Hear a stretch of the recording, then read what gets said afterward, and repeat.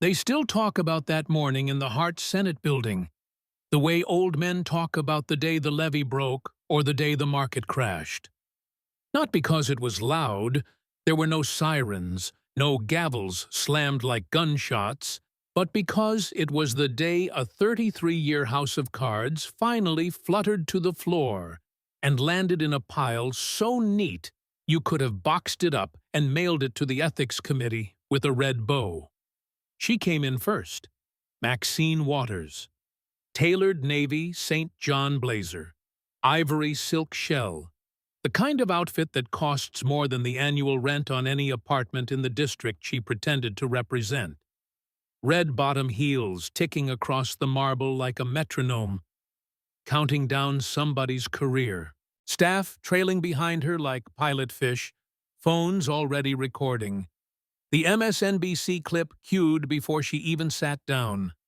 She had that walk, the one you learn after 3 decades of cameras chasing you the way raccoons chase the last scrap of bread. Spine straight, chin high, eyes scanning for the best angle. She had said the same opening line, some version of "I'm here to hold the banks accountable," so many times that the words came out on autopilot, like a preacher who could recite the sermon while thinking about Sunday lunch. Across the long walnut table sat John Kennedy. Not the dead president, the living senator from Louisiana. White Oxford, yellow tie the color of ditch lilies, sleeves rolled one neat turn. A legal pad, a Mont Blanc pen, and a manila folder fat enough to stop at 22. He looked like the kind of guy you'd ask to help do your taxes, not eviscerate a political dynasty.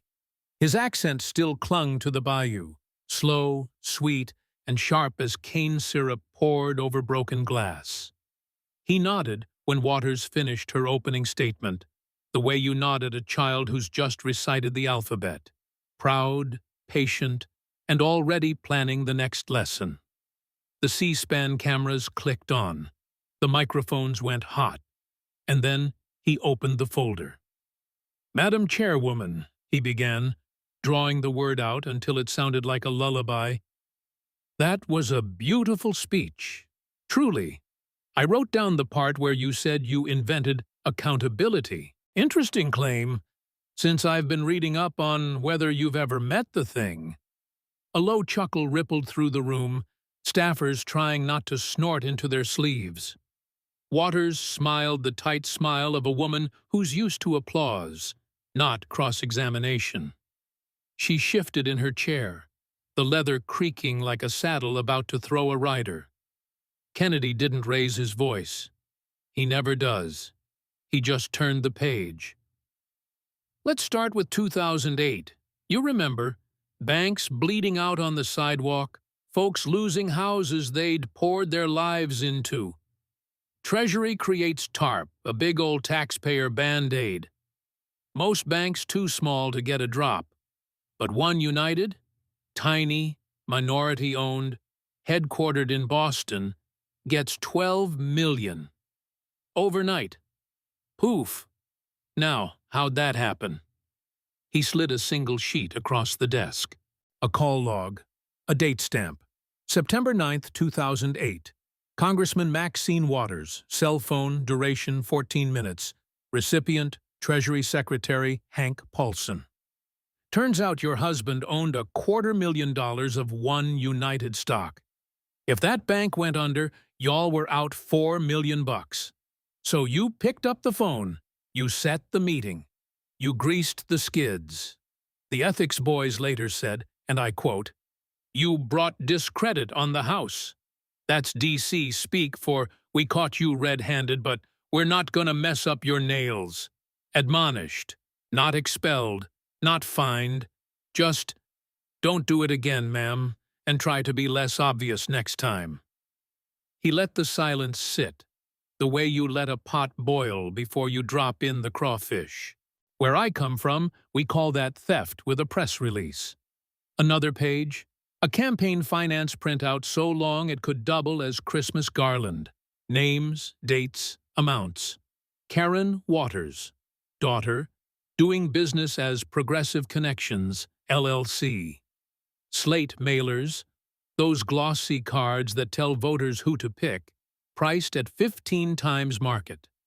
$150,000 a cycle for folded paper any Kinkos could run off for $5,000. Since 2004, your campaigns paid Karen $1.2 million for mailers. Mailers that other candidates buy for $10,000. Either she's printing them on gold leaf, or she's selling something else. My theory? She's selling access to you. Hire Karen, get Mama's endorsement. Don't hire her, and good luck getting your calls returned. That's not consulting, ma'am. That's a toll booth on the road to Congress. He didn't look up. He didn't need to. The numbers did the glaring for him. FEC allows family payroll, legal as daylight. But 15 times market rate ain't payroll. It's laundering influence through your own daughter. You've turned campaign donations into a family ATM, and the receipt tape is a mile long. He flipped again. District maps. Poverty charts. A photo of a mansion behind wrought iron gates, palms swaying like they're paid extras. California's 43rd. South LA, Inglewood, pieces of Hawthorne.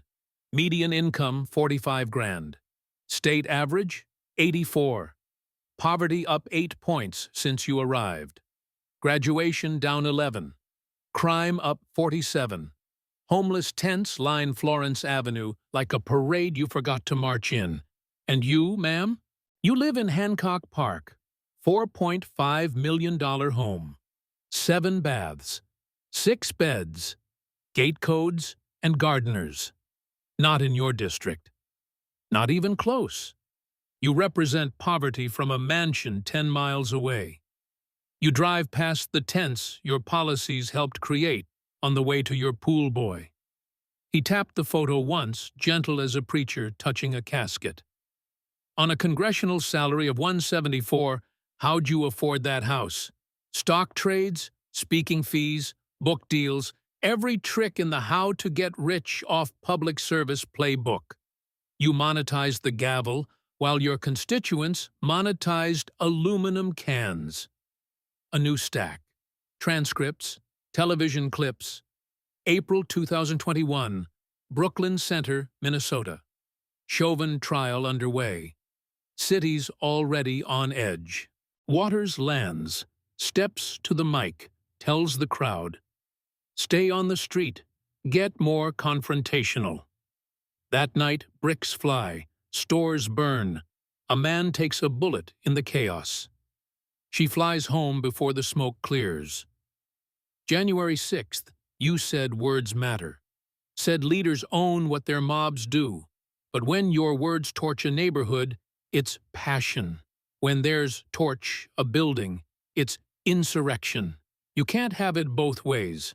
Either rhetoric has consequences or it doesn't. Either you're responsible or you're not. Pick a lane, ma'am. The traffic's watching. He gave the committee a minute to catch its breath, then dropped the next brick. Appropriations, earmarks. Federal grants steered to nonprofits that, surprise, hire Karen within 90 days. $1 million here, $500,000 there, each followed by campaign donations from the same boards. He laid the flow chart on the desk like a blackjack dealer sliding the winning ace.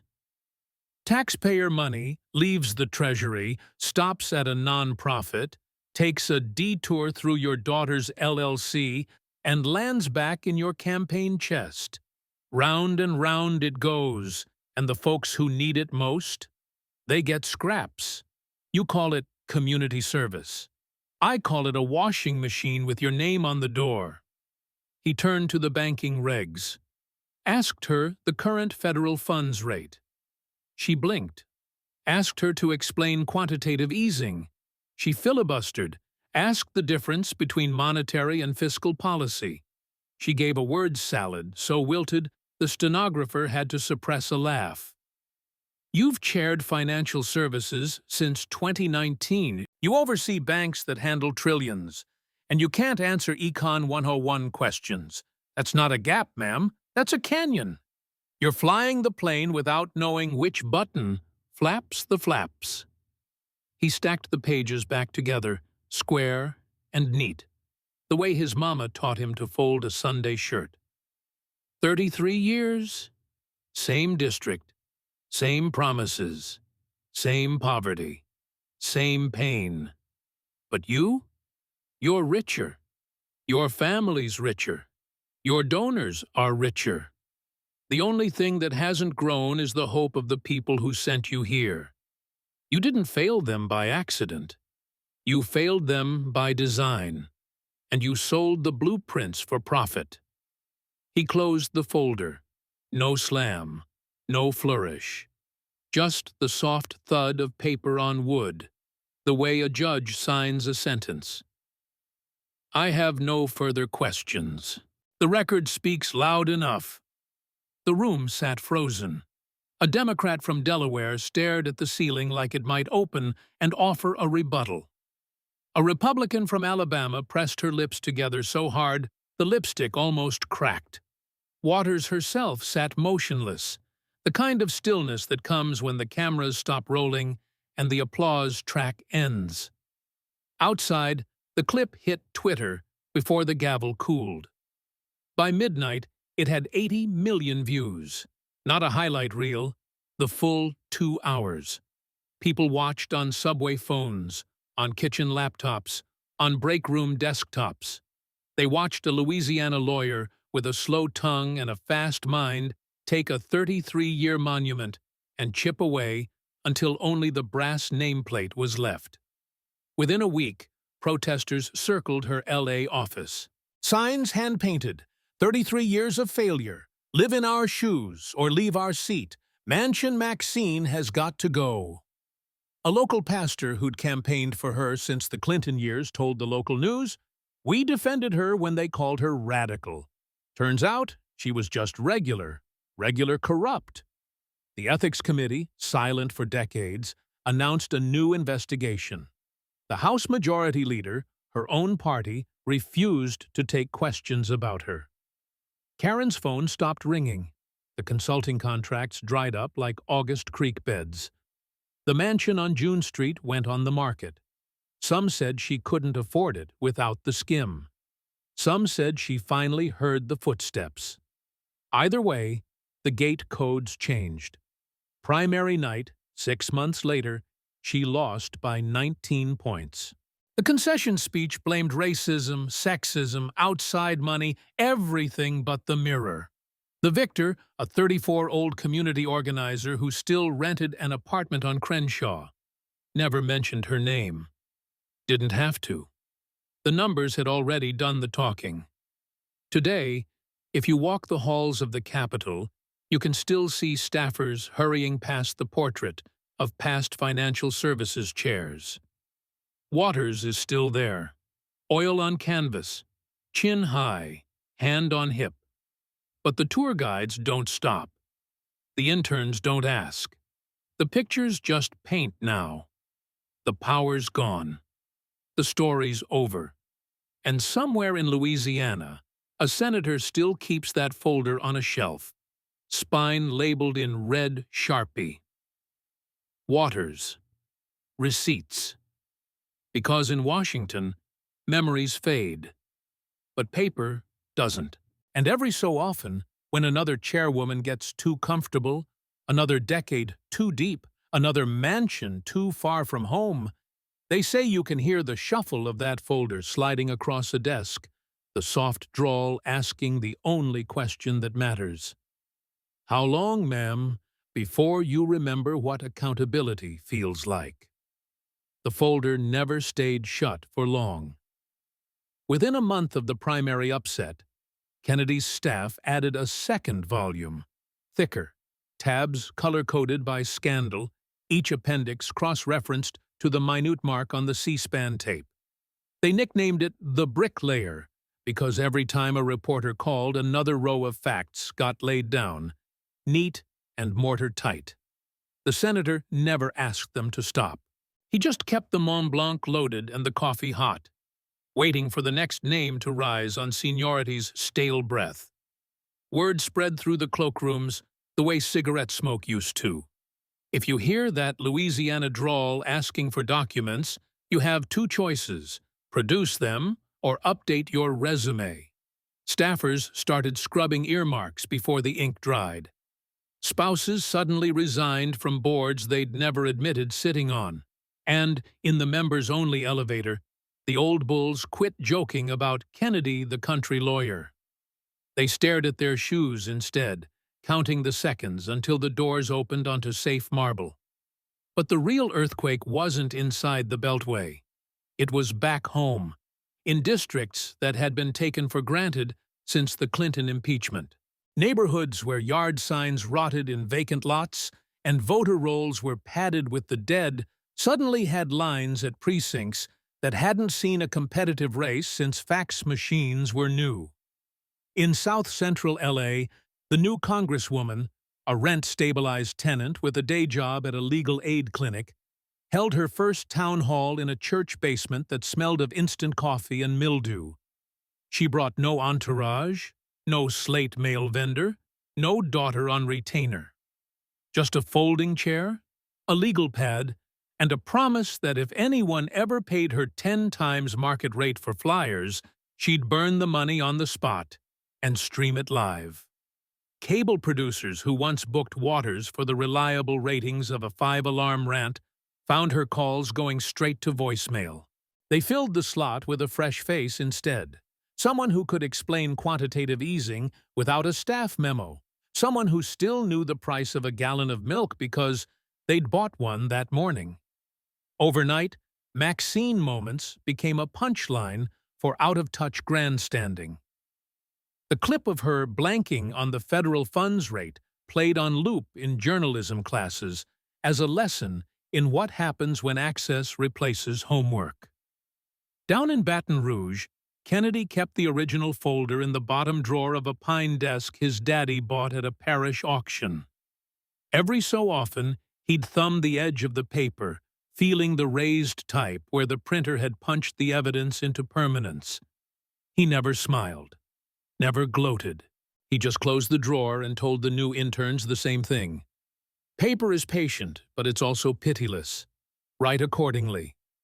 The fundraising emails kept coming, of course, now from the next generation of machine polls, subject lines screaming that Kennedy was trying to destroy progressive women of color.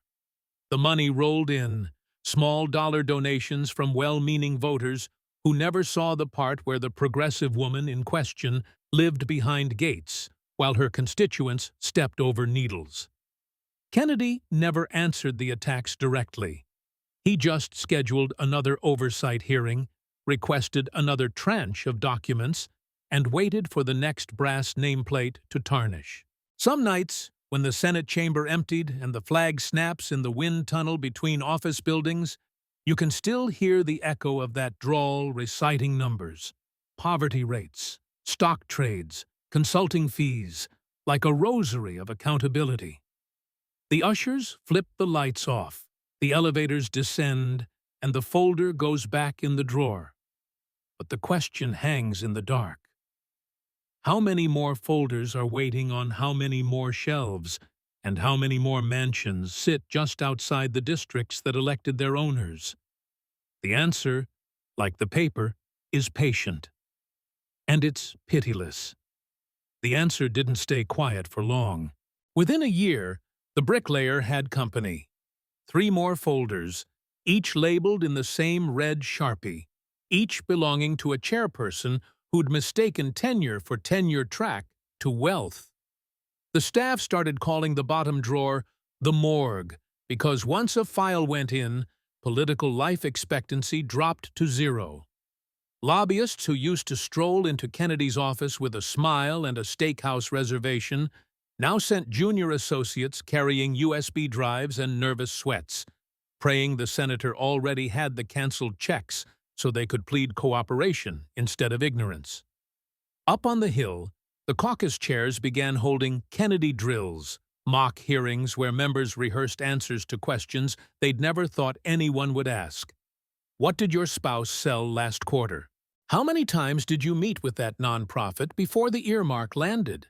Why does your campaign rent office space from your own LLC at twice market rate? Staff printed flashcards, hired accountants, installed shredders that hummed like beehives at 2 a.m. The scent of fear replaced the usual smell of cigars and ambition. Outside the bubble, the story metastasized in the best way. A high school government teacher in Fresno stitched the full C-SPAN clip into a civics unit. Her students rewound the part where Kennedy asks for the federal funds rate and watched Waters blink until the timestamp blurred. They learned that power without knowledge is just a loaded gun with no safety, and that seniority without service is merely rust collecting on a gavel. One kid, son of a warehouse picker and a night shift nurse, built a science fair project tracing earmarks from Treasury to nonprofit to daughter's bank account, took home first prize, and shook the senator's hand in D.C. a month later.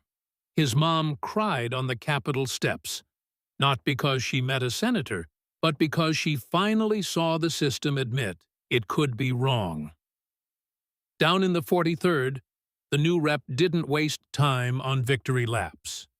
She hired policy nerds fresh from public interest law, people who knew the difference between a CDFI grant and a tax credit, and could explain both without sounding like a press release. The first bill she introduced stripped the spousal stock loophole that had saved Sidney Williams a fortune. It passed 400 voters, and the 3 dissenters came from districts where the folders were already half-written. Kennedy co-sponsored, signed the conference report in blue ink, and returned to Baton Rouge without a single cable hit. The local paper ran the vote on page 6. He framed page 6 and hung it next to the first folder, a quiet reminder that quiet work is the only work that lasts. Meanwhile, Maxine tried to write a memoir. The proposal leaked. Title idea: Unbowed. Publishers politely passed. Marketing teams couldn't figure out how to spin a fall that complete without looking complicit. She ended up self-publishing an e-book that sold 1,300 copies, mostly to libraries that auto-buy anything filed under political science. The cover photo was the official portrait, chin high, hand on hip. Same pose, same suit, but now the background looked less like power and more like a green screen someone forgot to swap out. Reviews were civil, the way people are civil when they're afraid of being called racist for pointing out plagiarism and factual holes big enough to drive a Rolls-Royce through. Karen's company dissolved in a California Secretary of State filing so quiet it didn't merit a tweet. The website blinked offline mid-payment cycle, leaving a handful of junior campaigns scrambling to find printers who could meet a deadline without the Maxine premium. Rumor had it she pivoted to wellness consulting, charging $200 an hour to tell lobbyists to drink more water and visualize success. The invoices still carried a faint whiff of pay-to-play, but without Mama's gavel behind them, they landed in spam folders like any other hustle. Back in D.C., the Ethics Committee finally hired outside counsel, former federal prosecutors with no patience for congressional courtesy. Their first move was subpoenaing bank records nobody thought still existed. Microfilm from the 2008 bailout. Emails stored on a server in a basement that flooded every spring. Handwritten call logs scrawled on stationery, embossed with a gold seal. The lead investigator told a colleague over coffee that the paper trail smelled like mildew and tasted like justice. They expected the probe to take 2 years. They budgeted for 4, because they'd seen how slowly arrogance crumbles under subpoena power. Kennedy refused to grandstand. He showed up only once, sat in the back row, took no questions. When a reporter cornered him in the hallway, asking whether he felt vindicated, He tilted his head like he was listening to a distant song and said, "Vindication is for campaigns. I just like clean books." Then he walked toward the subway, tie flapping like a warning flag no one bothered to raise until the storm had already hit. Some nights, when the flag snaps and the folder drawer creaks, interns ask if the cleanup will ever end. He tells them the same thing every time. Long as the appropriations clause is printed in English, somebody'll try to launder a fortune through it. Our job is to make the cost of getting caught higher than the price of a conscience. Then he clicks off the desk lamp, leaving only the exit sign glowing red, a single word blinking steady in the dark. Receipts. The receipts evolved. No more tan folders. Now they arrived on encrypted thumb drives labeled Office Backup 1, in cloud directories titled Budget Review Final, inside metadata buried beneath nested consulting subdomains spun up 24 hours before the grant landed. Investigators learned to sniff the smoke. A nonprofit quietly adds a treasurer whose surname matches a member's spouse. Flag. A campaign pays a cousin 1 cent below the FEC threshold. Subpoena. The trail grew like kudzu, new vines every quarter, fed by the same DC compost, other people's money. Staff turned the scandal into verbs. To Waters meant funneling taxpayer cash to a relative at 10 times market. A Karen contract was an invoice that screamed pay to play, yet slipped through the loophole. Interns joked about petitioning Webster's. Kennedy half smiled and said, "Dictionaries don't scare anyone. Indictments do." The ripple hit like a tide. A Detroit councilman watched the clip, glanced at his wife's Strategic Consulting LLC, and dissolved it before the next edition went to press. A Philadelphia state senator mailed back a $250,000 side deal check, blaming optics, then sobbed in his car.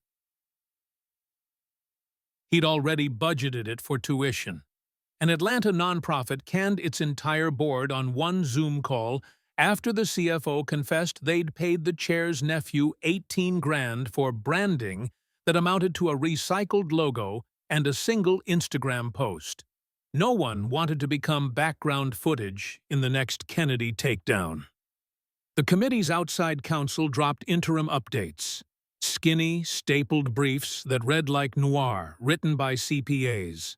Wire transfers with blank memo lines, or laugh allusions. Services, community engagement, outreach, strategic advisement. Attorneys followed $3.2 million in federal grants that morphed into lake houses, speedboats, and a vintage Corvette painted campaign red. One grant landed in the paws of a golden retriever. Literally, the treasurer endorsed the check with a paw print stamp. The congressman owner insisted it was satirical performance art, critiquing government waste. The committee referred the case to the U.S. attorney. The dog, unimpressed, drooled on the subpoena. The dog's paw print check became Exhibit A in the next interim report, a glossy blow-up perched on an easel like a museum piece during the public hearing. Cameras zoomed in, headlines blared, "Pay to bark." And for 48 hours, the Corvette driving retriever was the most famous canine in America. Until the committee dropped the follow-up. The same treasurer had cashed 3 more checks, all under the canine's name, all for emotional support outreach. Total haul, $47,000. The IRS opened a separate file for animal signatories. Lobbyists stopped joking about loopholes and started hiring actual accountants, CPAs with malpractice insurance and an aversion to satire. Kennedy didn't laugh. He just added the paw print PDF to Volume 4, tabbed in red, and moved on. His staff traced the Kennel Payment LLC to a shell registered in Wyoming, ownership masked behind a registered agent, who also fronted for a congresswoman's beach condo and a male influencer's diet tea empire. One umbrella company, 3 scandals, 0 employees. The agent's signature was a scribble that looked suspiciously like the chairwoman's autograph rotated 90 degrees. A handwriting expert filed a sworn statement. The chairwoman's office blamed staff error and promised immediate corrective measures. The dog, meanwhile, was spotted in a Tampa dog park wearing a campaign logo bandana. Someone filmed him fetching a tennis ball while a volunteer chanted, "Optics, optics, optics." The video hit TikTok before the committee adjourned. Out in the wild, the anti-corruption wave kept cresting. A freshman from New Mexico amended her own swearing-in gift ban to include any entity with paws, claws, or fins. A Chicago alderman introduced an ordinance requiring elected officials' pets to file financial disclosures. Spoof! But the local board of elections posted the blank form just in case. Satire bled into statute. Laughter became leverage. And every time a new absurdity surfaced, staffers whispered the same refrain: "Don't get Kennedy'd." Inside the council's office, investigators built a relational database nicknamed Bloodhound. It cross-referenced every federal grant since 2008, with LLC incorporations, Venmo handles, crypto wallets, even NFT purchases of pixelated dogs wearing monocles. When the algorithm spat out a hit, an intern tagged it "Woof" and assigned it a chew toy icon. Over coffee, they compared notes.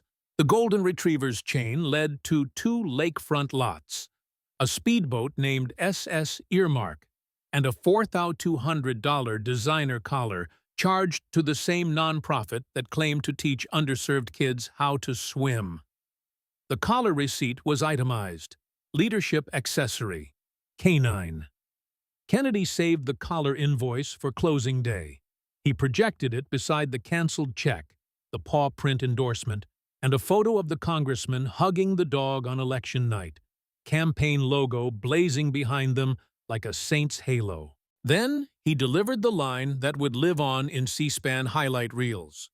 "If you're going to treat taxpayers like a fire hydrant, at least have the honesty to lift your leg on camera." The room erupted. Press gallery, staff, even the court reporter's shoulders shook. Waters, watching from the back row, invited by no one, seated by staff who pitied her, kept her face frozen. The same smile she'd worn the day she swept into the Senate hearing, only now it looked like plastic left too long in the Louisiana sun. The committee voted unanimously to refer the case to the Justice Department.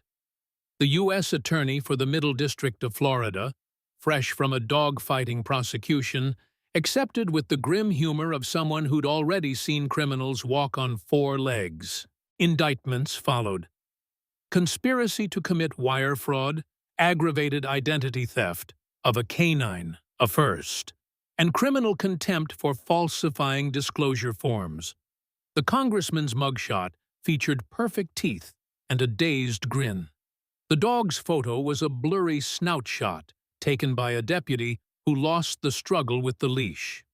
Headlines wrote themselves, "Barking Mad, Political Corruption, from Kennel to Cell." The Corvette was seized, auctioned, and bought, ironically, by a government transparency nonprofit that turned it into a rolling exhibit on graft. They painted it bright white, stenciled "Drive Clean" on the hood, and towed it to county fairs where kids paid $1 to sit behind the wheel and vow never to steal from their neighbors. Kennedy never mentioned the dog again. Didn't have to. The folder kept swelling, volume V67, each spine thicker, each tab brighter, each story more ludicrous, more lethal. And every time a new member asked how far this could go, he tapped the drawer and said the same thing: "As long as the paper keeps breeding, we keep feeding the hounds." Volume 8 opened with a cat. Not just any cat, a hairless sphinx named Chairman Meow registered as a stress relief consultant to a Midwestern Appropriations Subcommittee chair. The feline's hourly rate? $900. Billed while it slept on a heated pillow in the member's Capitol office. The invoice line read, Executive-level purring, 40 hours a week, crisis mitigation. When staffers asked what crisis the cat mitigated, the chief of staff replied, existential dread of constituent contact. The committee subpoenaed the pillow, microfiber, imported from Turkey, embroidered with the member's initials, and a tiny gavel. Under oath, the aide admitted the pillow cost more than the median monthly mortgage in the chair's district. The cat, unbothered, yawned during the deposition. The court reporter typed, "Meow," into the transcript. Kennedy entered the pillow as Exhibit 472B, placed it on the witness table like a holy relic, and let the camera zoom in on the gold stitching. Then he read the fine print. Cleaning instructions, dry clean only. Special order detergent, $180 per wash. Paid out of the member's official expense account under ergonomic lumbar support. He didn't bother with outrage. He just looked at the chairman and asked, how many constituents can afford a pillow that costs more than their car? Silence. The cat's photo hit the internet within minutes. Pink skin and bulging eyes, becoming the unofficial logo of the anti-graft movement. Memes multiplied. The cat wearing a monocle made of dollar signs. The cat driving the seized Corvette. The cat photoshopped into a mugshot beside the golden retriever. Someone started selling T-shirts, "Paws off my taxes." They sold out in 48 hours. Bloodhound flagged the Sphinx LLC, Delaware, naturally, linked to a shell that also housed a canine emotional support division, the retriever's old haunt, and a new entry, Avian Therapy Services. Translation, a parrot in South Florida billing the National Park Service $650 an hour to de-escalate visitor stress at a beach that hadn't seen a ranger in 6 years. The parrot's only recorded vocabulary, optics, optics, optics. Investigators obtained video of the bird perched on a beach chair, squawking at tourists while a staffer fed it organic mango cubes purchased with a government procurement card. The cube invoice, $42 per pound. Overnighted from a boutique farm in Malibu. The parrot's handler claimed the bird was bilingual. Committee counsel countered that bilingual does not justify billing taxpayers for tropical fruit flown cross-country. The parrot was placed on administrative leave. Mangoes were seized as evidence and later auctioned to a smoothie truck whose owner rebranded the flavor Indite Mint. Kennedy saved the parrot for Volume 9, tabbed neon green, right beside the cat's pillow and the dog's collar. He opened that hearing with a 5-second clip, the parrot screeching, "Optics!" over crashing waves. Then he unfurled a beach towel-sized print of the mango receipt and asked the room how many school lunches $42 a pound could buy. The answer, 232, echoed across C-SPAN and into every local newscast between Key West and Pensacola. Within a week, the Park Service suspended all therapeutic fauna contracts, revoked the parrot's security badge, and instituted a rule that any future emotional support animal must be adopted from a government shelter and paid minimum wage being $0. The humor burned off fast. Behind every punchline was a ledger. Kids eating expired cafeteria pizza, while a congressman's cat napped on a Turkish pillow. Park rangers buying their own boots while a parrot gorged on Malibu mango. The jokes got people to click, but the numbers kept them angry. Anger became action. Town hall attendance tripled, primary filings doubled, and freshman candidates started their stump speeches with a vow. No pets on payroll, no pillows on expense, no mangoes unless they come with a lunchbox and a juice straw. Kennedy kept the circus moving, But he never let the laughter drown the ledger. At the close of the parrot hearing, he tucked the mango receipt into the folder, looked deadpan into the camera, and said, "When the bird eats better than the ranger, the system's flipped. Time to clip some wings." Then he walked out, leaving the towel-sized receipt propped like a surrender flag. The parrot's handler tried to sell the bird to a petting zoo. The zoo declined, citing reputational risk. The parrot now lives with a retired ATF agent who teaches it to say, "Lock the cage," every time the doorbell rings. Volume X opened with a goat. But that's another folder, another drawer, another dawn in the endless excavation of what happens when tenure forgets shame. The goat never made it to Volume X. On the last day of the session, just before the Capitol flags were lowered for the year, Kennedy carried a single banker's box to the committee table. No tabs, no neon, just plain brown cardboard, the kind that holds tax returns, or divorce papers, or the last possessions of a name you no longer speak. Inside were every receipt, paw print, mango cube, collar, pillow, speedboat key, and one single photograph. A fifth-grade class in South LA, eating lunch on a cracked blacktop, the new cafeteria still unfunded, the old one condemned. He set the box down, looked into the camera, and said only this: "We started with a folder and a question.